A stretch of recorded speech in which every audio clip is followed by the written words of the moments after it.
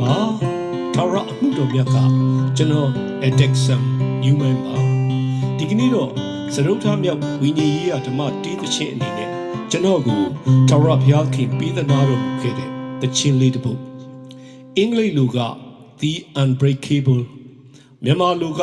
မချိုးဖဲ့နိုင်သောဆိုတဲ့သခြင်းလေးကိုဖော်ပြပေးခြင်းပါတယ်အဓိပ္ပာယ်ထပ်တူညီတဲ့ဘာသာစကားနှစ်မျိုးနဲ့ကျွန်တော်ရေးစပ်တီကုံဖွဲ့ဆိုထားခဲ့တဲ့သခြင်းလေးတစ်ပုဒ်ဖြစ်ပါတယ်ဒါပေမဲ့သခြင်းအမျိုးအစားက rock အမျိုးအစားပြီးတော့ minor သခြင်းဖြစ်တယ်ဆိုတာကိုတော့စောစောစီစီကြိုတင်စကားခံထားခြင်းပါတယ်ဘာကြောင့်လဲဆိုတော့တချို့ကဓမ္မတေးသခြင်းတွေမှာ rock ဖြစ်ရင်ပဲဖြစ်ဖြစ် minor သခြင်းဖြစ်ရင်ပဲဖြစ်ဖြစ်မနှိမ့်မြုပ်ချင်ကြဘူးသူတို့အတွက် irritate ဖြစ်စေတတ်လို့ပါဒါပေမဲ့ကျွန်တော်ကတော့ဒီလိုအယူမရှိဘူး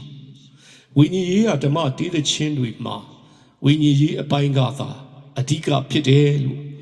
ခံယူပါတယ်ယူပပိုင်းဖြစ်တဲ့အတန်နဲ့သခြင်းအမျိုးအစားကိုအဓိကနေရာမှာမထားချင်ပါဘူးထာဝရဘုရားခင်ရဲ့ရှိတော်မှောက်ကိုတိုးဝင်တဲ့အခါမှာလဲယူပပိုင်းဖြစ်တဲ့ကုတ်နဲ့ necktie နဲ့ပဲဖြစ်ဖြစ် jeans နဲ့ t-shirt နဲ့ပဲဖြစ်ဖြစ်ဒါတွေကိုထာဝရဘုရားခင်ကအဓိကအရေးထားခွဲခြားသိမှတ်တော်မူမှာမဟုတ်ပါဘူးအတွင်းနှလုံးသားနဲ့ဝိညာဉ်ကိုပဲထွင်းဖောက်ကြည့်မြင်စစ်ဆေးပြီးလက်ခံတော်မူမှာဖြစ်တယ်လို့ကျွန်တော်အနေနဲ့အကျွမ်းမဲ့ယုံကြည်ထားပါတယ်ဒီသခြင်းကိုကျွန်တော်ကရေးဆက်ခဲ့တဲ့အခါအင်္ဂလိပ်လိုအရင်ရေးဆက်ဖွဲ့ဆိုပြီးမှ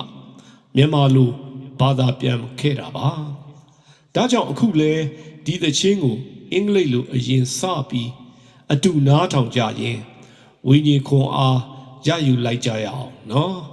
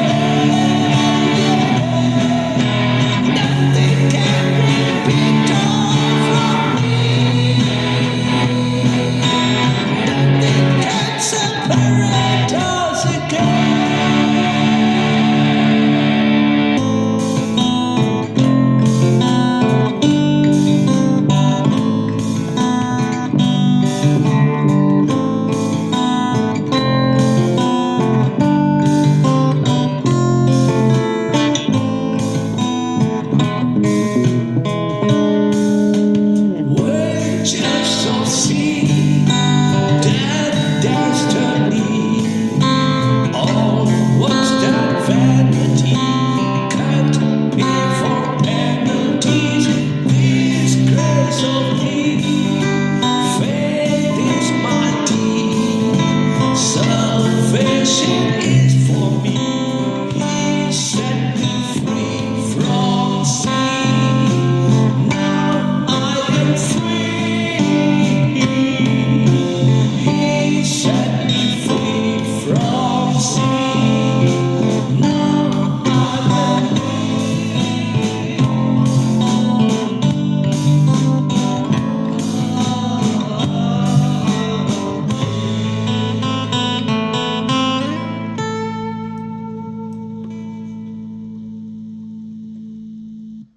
ကဲအင်္ဂလိပ်လိုပြီးတဲ့နောက်အခုမြန်မာလိုဆက်မသွားခင်ဝိညာဉ်ရေးပိုင်းဘက်ကူလည်းနည်းနည်းဝေမျှချင်ပါသေးတယ်တခါတလေမှာကျွန်တော်တို့ကတမာကျမ်းစာကိုဖတ်တယ်ဆိုပေမဲ့စိတ်ဝိညာဉ်ထဲမှာတကယ်တမ်းအလေးအနက်မထားမနှစ်မြုပ်မခံစားလက်ရှိကိုဖြတ်တန်းရင်ဆိုင်နေရတဲ့လောကအသက်တာအနေထားထဲလောက်မှာပဲပိတ်လောင်ခံနေရပြီးမထွင်းဖောက်မထိုးထွက်မလွတ်မြောက်မကြော်လွန်နိုင်ဝိညာဉ်ရေးဘက်အထိရှင်သန်တိုးတက်နိုင်ဖို့အားနည်းတတ်ကြပါတယ်ဒါကိုတချို့ဆိုသတိထားမိခြင်းမှသတိထားမိကြပါလိမ့်မယ်ကပ္ပဦးကျမ်းဖန်ဆင်းခြင်းမှာထာဝရဘုရားခင်ကပထမဆုံးလူသားတွေဖြစ်ကြတဲ့အာဒံနဲ့ဧဝကို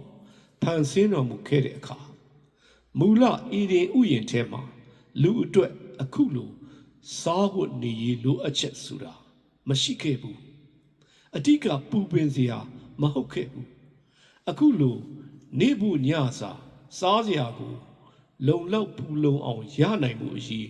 တပင်တပန်းမနေမနာရှာဖွေအလုတ်လုတ်ကြရတာမျိုးမရှိခဲ့ဘူးအေဒင်ဥယျာဉ်ထဲမှာတားမြစ်ထားတော်မူတဲ့အပင်တပင်ကလွဲလို့စားစရာတသီးဝလံတွေဆိုတာဝေးဝေးဆာဆာမကုံနိုင်မခန်းနိုင်အရှံပဲရှိနေခဲ့ပါတယ်အခုလိုဝတ်စရာအစင်တစားဝတ်စားတွေဆိုတာလေလုံးဝမလိုအပ်ခဲ့ဘူးအဝတ်မဝတ်လဲရှက်ကြောက်စရာအကြောင်းမရှိခဲ့ဘူးစိတ်ရောကိုယ်ခန္ဓာရောနှစ်ခုစလုံးတန့်ရှင်းကျမ်းမာပြီးချို့တဲ့အားနေတာမရှိကျက်တည်းမင်္ဂလာအတရီရှိနေတော့ဖုံးကွယ်စရာဆိုတာမရှိခဲ့ဘူးဇီဝကိုယ်ခန္ဓာထက်ရုပ်ညံ့နှိမ့်ကြတဲ့အဝတ်အစားကိုဇီဝကိုယ်ခန္ဓာပေါ်မှာရှက်ရွံ့ညစ်ပေစရာဖြစ်အောင်တင်ထားစရာမလိုခဲ့ဘူးအခုလိုနေစရာအတွက်အမိုးအခါနဲ့ကြမ်းခင်းနဲ့အိမ်ကိုလည်းဆောက်စရာမလိုခဲ့ဘူးအေဒင်ဥယျာဉ်တစ်ခုလုံးလူကပြုတ်ပြင်ဖန်တီးလုပ်ယူစရာမလိုအခုလိုယိုယွင်းဆွေးမြစ်ပျက်စီးပြိုလဲတတ်တဲ့လူလက်နဲ့လုပ်တဲ့အဆောက်အအုံဆိုတာမလိုအပ်ခဲ့ဘူးနေတံမိုးတံလေတံအပူတံအေးတံရင်ဆိုင်စရာမရှိခဲ့ဘူးဘာကိုမှမှုစရာစိုးရိမ်စရာမရှိခဲ့ဘူးတရိษံပိုးမွားအနှောက်အယှက်အန္တရာယ်ဆိုတာလည်းမရှိခဲ့ဘူးအဲ့ဒီအချိန်ကမြက်ခင်းပြင်ဆိုတာဒီကနေ့ခေတ်မီမွေရကတင်တွေတဲ့မနှိုင်းမရှင်သာအောင်အများကြီးလွန်ကဲတာလွန်နေခဲ့တယ်ထာဝရဘုရားခင်ကလူရဲ့အထက်ထည့်ပေးထားခဲ့တဲ့သူ့ရဲ့ဝိညာဉ်တော်တစ်စိတ်တစ်ပိုင်းကိုဖုံးအုပ်ပေးဖို့မြေမှုန့်ကနေဖန်ဆင်းပေးထားတော်မူခဲ့တဲ့အပြင်ခွန်ဇီဝခန္ဓာဆိုတာတောင်းမှပဲထာဝရဘုရားခင်ရဲ့ဘုန်းတော်နဲ့ပတ်ရထားတော်မူလို့အင်အားအပြည့်နဲ့ကြန့်ခိုင်တန်ဆွမ်းနေခဲ့တယ်။ဘာယောဂမှမနှောက်ယှက်နိုင်ဘူး။အိုမင်းယူရွင်ပြိုလဲကျဆင်းနေဆိုတာလည်းမရှိခဲ့ဘူး။အခုရှိနေတဲ့အနေအထားနဲ့တခြားစီပဲ။အခုတဘာဝအနေအထားတာမန်လို့ကျွန်တော်တို့တွေ့မြင်သိမြင်ခံယူထားတာနဲ့နှိုင်းယှဉ်လိုက်ရင်တဘာဝလုံးစူပါအနေအထားလို့ဖြစ်နေပြီမဲ့အဲ့ဒါကတကယ့်မူရင်းအစမ အစစ်အမှန်တဘာဝအဲ့ဒီတုန်းကတာမန်အနေအထားဖြစ်နေခဲ့ပါတယ်ထာဝရဘုရားခင်ကလူကိုယူရွင်းကြဆင်းသွားစေဖို့ဆင်းရဲဒုက္ခရောက်စေဖို့သေချီပျက်စီးစေဖို့ဖန်ဆင်းတော်မူခဲ့တာမဟုတ်ဘူးဒါပေမဲ့ထာဝရဘုရားခင်ရဲ့တားမြစ်ချက်စကားတော်ကိုမနာခံဆန့်ကျင်ပုန်ကန်ခဲ့မိကြပြီးအပြစ်တရားဝင်လာခဲ့တဲ့အခါပါတော့လူတွေမှာစားဖို့ဝတ်ဖို့နေဖို့ဆိုတဲ့အရေးတွေလိုလာတယ်လူရဲ့ဇီဝခန္ဓာဆိုတာလေဘယ်လိုပဲဖြည့်စွမ်းကာကွယ်နေပြီမဲ့အားနေလာတယ်ထိရှလွယ်လာတယ်တစယူရွင်းအိုမင်းကြဆင်လာတယ်နောက်ဆုံးတည်ချင်းတရားမှာလမ်းဆုံးကြပါတော့တယ်ဒီလိုနဲ့ဒီကနေ့လက်ရှိအခြေအနေကိုကျွန်တော်တို့ဘယ်လိုလုပ်လှမ်းဝင်လာခဲ့ကြသလဲဆိုတဲ့မေးခွန်းရဲ့အဖြေကတော့အပြစ်ကျူးလွန်ခြင်းပဲဖြစ်နေပါတယ်အပြစ်ဆိုတာမရှိသေးခင်အချိန်နဲ့ရှိလာပြီးတဲ့နောက်ပိုင်းနဲ့အနေအထားကအများကြီးကွာခြားနေပါတယ်ဒီကနေ့ဆင်းရဲခက်ခဲပင်ပန်းကြတာတွေတစဆုပ်ယုပ်ယူရင်းကြဆင်းကြပြီးနောက်ဆုံးချုပ်ငိမ့်ပြတ်သုံးသွားကြတာတွေဒါတွေအားလုံးဟာအပြစ်တရားရဲ့ကျိန်စာတင့်တာကြောင့်ပဲဖြစ်ပါတယ်ဒါပေမဲ့ဒီကျိန်စာကြောင့်ဇီဝခန္ဓာလောက်ပဲတည်ဆုံးသွားကြရယုံပဲလားဆိုရင်ဒီလောက်ပဲမကပါဘူးဝိညာဉ်ပါတည်ဆုံးပျက်စီးသွားကြရအောင်မှာဖြစ်ပါတယ်အသွေးဟာအသက်ဖြစ်တယ်လို့တမန်ကျမ်းစာဖော်ပြချက်ရှိပါတယ်လူဟာအသက်ရှင်ဖို့လူရဲ့ဇီဝခန္ဓာထဲသွေးတွေမပြတ်လေပတ်စီးဆင်းနေဖို့အထဲမှာထာဝရဘုရားခင်ဖန်ဆင်းထည့်ထားပြီးတဲ့နှလုံးကမရက်မနာအမြဲဆုံးညစ်ပြီးနေရပါတယ်အပြစ်တရားဆိုတာမရှိသေးခင်ကဆိုရင်လူရဲ့နှလုံးဟာချို့ယွင်းအားနေတာမရှိခဲ့ဘူးပုံမှန်အားအပြစ်တန်ဆွမ်းနေခဲ့ပါတယ်ဒါပေမဲ့အပြစ်တရားဝင်လာပြီးတဲ့နောက်မှာလောဘမောဟကိလေသာကာမဂုဏ်တဏှာယမဲ့မနာလိုမှုမုန်းတီးမှုဒေါသအမျက်ဆိုတဲ့ဒီလိုပြင်းထန်တဲ့စိတ်ခံစားချက်တွေကနှလုံးကိုထိုးနှက်နှောက်ယှက်နှိပ်စက်လာပါတယ်သွေးခုန်နှုံးတွေကပုံမှန်မဟုတ်တော့ဘူးဒါတွေဟာယူပခန္ဓာကိုဒုက္ခပြီးတဲ့အရာတွေဖြစ်တယ်ဒါတွေမကယူပခန္ဓာပိုင်းအတွက်သာမကဘူးဝိညာဉ်ပိုင်းကိုလည်းလောင်မြိုက်စေတဲ့အရာတွေဖြစ်တယ်ဒီတော့အပြစ်တရားဝင်လာပြီးနောက်ပိုင်းမှာဇီဝအသက်ရှင်စေဖို့ဇီဝခန္ဓာထဲလေပတ်စီးဆင်းနေတဲ့ဇီဝသွေးတွေအတွက်ပုံမှန်မဟုတ်ဖောက်ပြန်လာပြီးယူပဇီဝခန္ဓာကိုထိုးနှက်နှောက်ယှက်နှိပ်စက်နေတယ်လို့ပဲဝိညာဉ်အသက်ရှင်စေဖို့ဝိညာဉ်ခန္ဓာထဲလေပတ်စီးဆင်းနေရမယ်ဝိညာဉ်အသွေးဟာလည်းချောရည်ဘူးလို့ဝိညာဉ်ခန္ဓာကိုအတွင်းကနေလောင်မြိုက်နေတယ်လို့ခိုင်းနှိုင်းတင်စားပြောဆိုနိုင်ပါတယ်ဒါပေမဲ့ဒီနေရာမှာသဘောတရားလောက်ဒီလိုခိုင်းနှိုင်းတင်စားနိုင်ုံလောက်မကပါဘူးဒါကတကယ်တမ်းမှလည်းဒီအတိုင်းအမှန်ဖြစ်တယ်ဆိုတဲ့အသိကဝိညာဉ်ပိုင်းမှာအင်မတန်မှအရေးကြီးတဲ့ဝိညာဉ်အသိတစ်ခုဖြစ်နေပါတယ်ဒါပေမဲ့အပြစ်တရားကြောင့်ဝိညာဉ်နဲ့ခန္ဓာ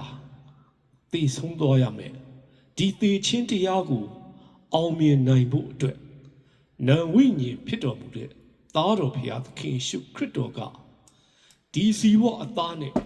ဒီဇီဝအသွေးနဲ့လူစားတိကိုခံယူခဲ့ပြီးလူတွေရဲ့အပြစ်ကြောင့်ဒီကြိမ်ချင်းဝေဒနာတွေကိုလက်ဝါးကတိုင်းပေါ်မှာကိုစားခံယူခဲ့တယ်အသားပေါ်မှာအထိအရှအနာအကျဉ်ခံတော်မူခဲ့တယ်အသွေးတော်ကိုသွန်းလောင်းတော်မူခဲ့တယ်အသက်တော်ကိုစွန့်ပြီးကယ်တင်တော်မူခဲ့တယ်ကျွန်တော်တို့အတွက်အသေးခံတော်မူခဲ့ပြီးမှ3ရက်မြောက်တဲ့နေ့မှာအပြီးအပြတ် ထာဝရ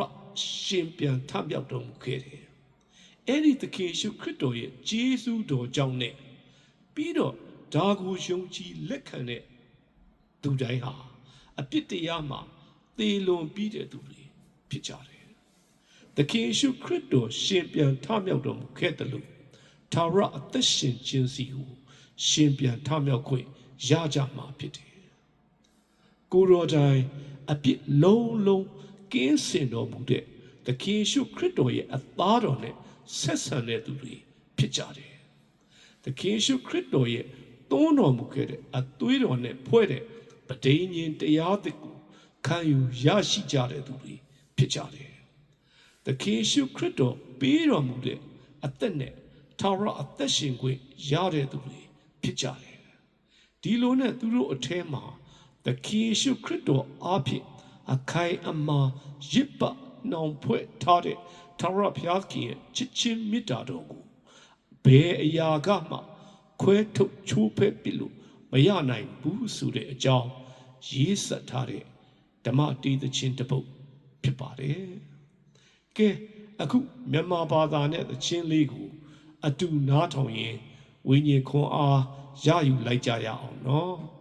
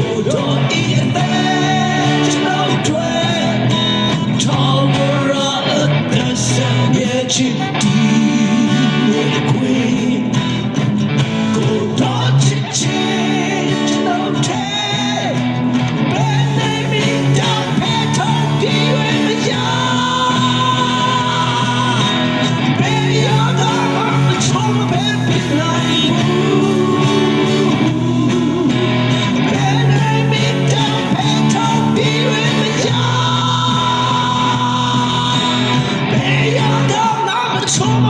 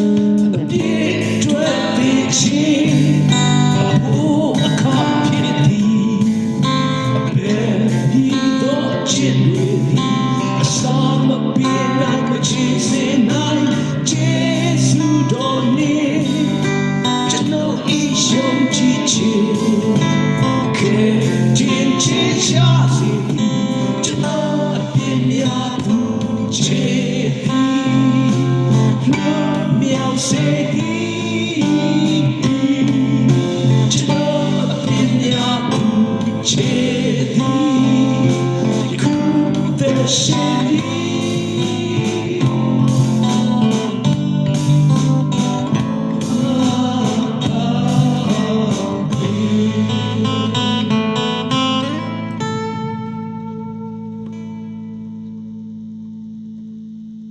ောက်ဆုံးအနေနဲ့ဒီသချင်းကိုယ်တိုင်တီးခတ်ခြင်းသူတွေအတွက်အထောက်အကူဖြစ်စေဖို့